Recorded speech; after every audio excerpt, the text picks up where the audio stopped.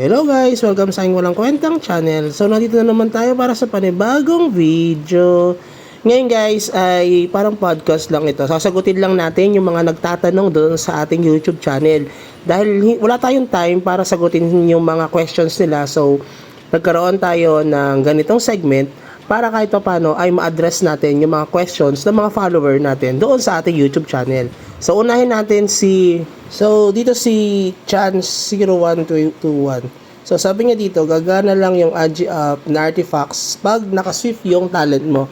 Yes, totoo yun guys, na kapag kasi dalawa yan meron tayong energy at saka yung AGI na wizard. So tayo kasi ay energy na wizard. So ang pinipertain niya dito is yung int up tsaka yung ating AGI up doon sa artifacts na binilag natin or binidyo natin before.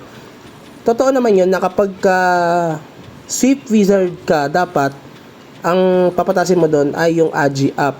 Tapos kapag mage or energy wizard ka, dapat yung energy up. So ang ginagawa kasi natin dyan guys, ay gagamitin natin yung unleash switch.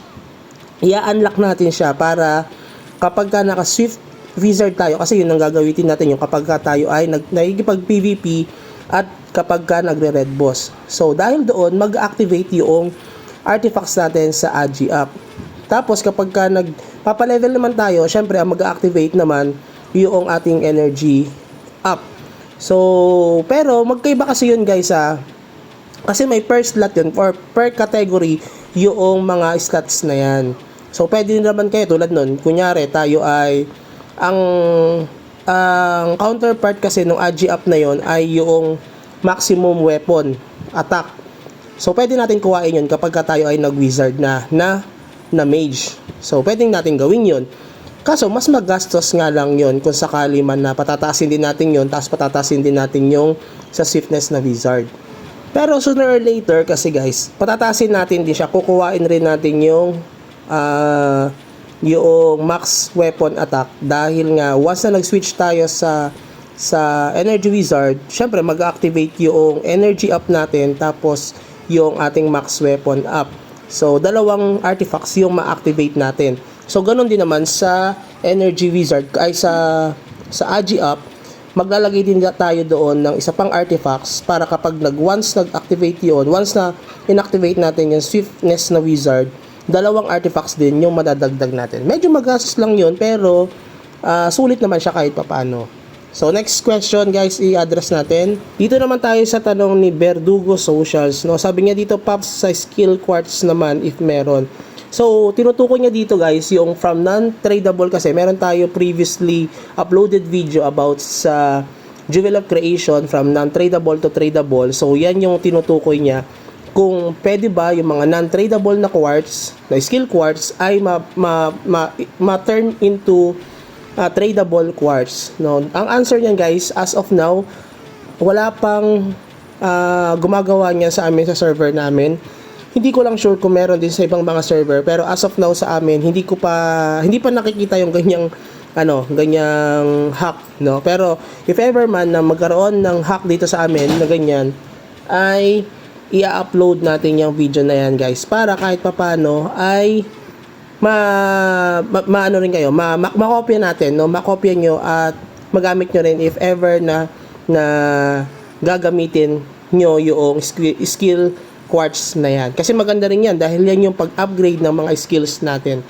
Medyo mahirap kasi siyang i-upgrade, di ba? Alam nyo yan. So, at importante yung ating mga skills natin in terms of PvP at saka sa pagpapalevel. So, next na question ay so sabi niya dito si Ranger Gonzales, no? Boss, patingin naman ng general skill wizard mo. No, general wizard, ano ang maganda? So sabi rin dito ni Ramutan, no, tama ka naman, yung sa akin lang kumuha ako ng hit up. So dito kasi yung parang video natin about dun sa mga skills ng general class talent and skill talent. So meron tayong video talaga doon na in-upload.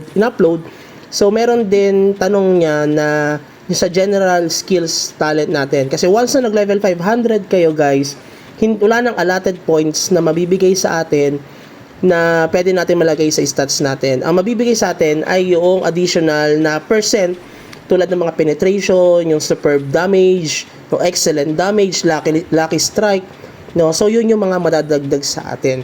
So meron tayong video dyan dati or gagawa tayo ng panibagong video para mas ma-address, para mas madaling maintindihan at mas madaling makuha ng ating mga followers dito, no? Pero para sa akin, unahin niyo yung mga video, ay unahin niyo yung mga skills na nagpapataas ng damage nyo. Yun yung unahin nyo. Once na reach nyo yung level 500, dahil yun yung pwedeng magamit nyo sa pagpapalevel at pagpatay ng mga red boss. Remember this, na kapag nag-level 500 kayo, medyo matagal magpa-level. Sobrang tagal niyan. Nung panahon namin, kala mo, tanda na, no? Parang 1 level per 2 days. No, ganyan katagal. Medyo na-delay kami lahat diyan nung level 500 kami. So yan yung sinasabi natin, yung mga skill, yung mga artifacts natin. Okay? No, yan yung discuss natin kanina. So doon naman tayo sa next na question na so sabi dito ni Sherwin Cayetano, no? Ewan ko kung kaano-ano niya yung Senate President natin. Sabi niya dito, awakening artifact saan po nakukuha? Nakukuha yan doon sa abyssal na dungeon. Okay, medyo matagal patayin yun. Sobrang tagal. And luckily, kapag pinatay nyo yun, meron kayong nakukuhang mga awakening. Okay? Or pwede rin sa DTR, no? Yung Divine Trade na events natin. Pwede nyo makuha doon yung mga artifacts na yan, yung mga awakening na yan. Pero kasi medyo rare yung mga ganyang artifacts, pero maganda kasi yung options na bigay kahit paano. Kasi kahit ako, wala pa ako yan eh. Hindi ko pa siya masyadong nafofocusan dahil nga naghahabol ako sa pa-level. So, hindi ako pumapasok dun sa mga abyssal events at saka dun sa dungeon na yon dahil nga ang tagal niyang patayin. Napakatagal. Sobra talaga. Siguro umabot ako ng 15 minutes to 20 minutes pagpatay nung ano na yon. Tapos cross-server pa siya, guys. So, nangyayari doon, minsan, kahit din naman ako, aminado rin naman ako doon, kunwari, merong mga pumapatay na, unang pumapatay doon sa abyssal monster na yon. So, gagawin ko, papatayin ko yun, di ba? Sasawsawan ko siya. Usually, kapag yun ay mga bot. Okay? Kapag bot talaga yan, mainit sa mata ko yan, pinapatay ko yan eh. Kala mo, lakas, no? Siyempre, dati, hindi natin kayang patayin yan. Pero ngayon, tayo ay medyo lumakas-lakas na. Kahit pa paano, guys, medyo kaya na natin sumabay doon sa mga bot na yan. Kahit pa paano. Ipapakita ko na lang sa inyo yung ating weekly uploads, no? Subaybayan nyo kung gano'n na kalakas or yung rank natin doon sa aming server at sa cross-server namin. Diba? So, marami rin nagsasabi dito, no, na thank you daw doon sa mga tips, no, na pwede nilang nakukuha nila dito, na pwede nilang gayahin and reference. No, shout out sa inyo, guys. Thank you. Maraming salamat doon sa mga na-appreciate nyo yung ating walang kwentang video. Tulad nito, guys, no, wizard ako, tol. Sakto lang pala pinagagawa ko, buti pinapanood kita. No, 'di ba? Ang ganda no, ang sarap pakinggan nung gano'n si Jonathan Bison. No, ewan ko tama yung pronunciation ko sa pangalan mo. Pero ayan, maraming salamat dahil nga tama yung pinagagawa mo or nanonood ka dito sa ating walang kwentang channel. No, kahit papaano ay nakatulong tayo sa pagpapalakas ng karakter mo or nagkaroon ka ng reference and guide kung paano ba ang gagawin dito sa mga wizard. No, patuloy ka lang manood dito sa ating channel kasi lagi tayong nag-upload ng mga walang kwentang video para kahit paano meron kayong sundan. Lalo yung mga low level natin, yung mga bagong servers dyan.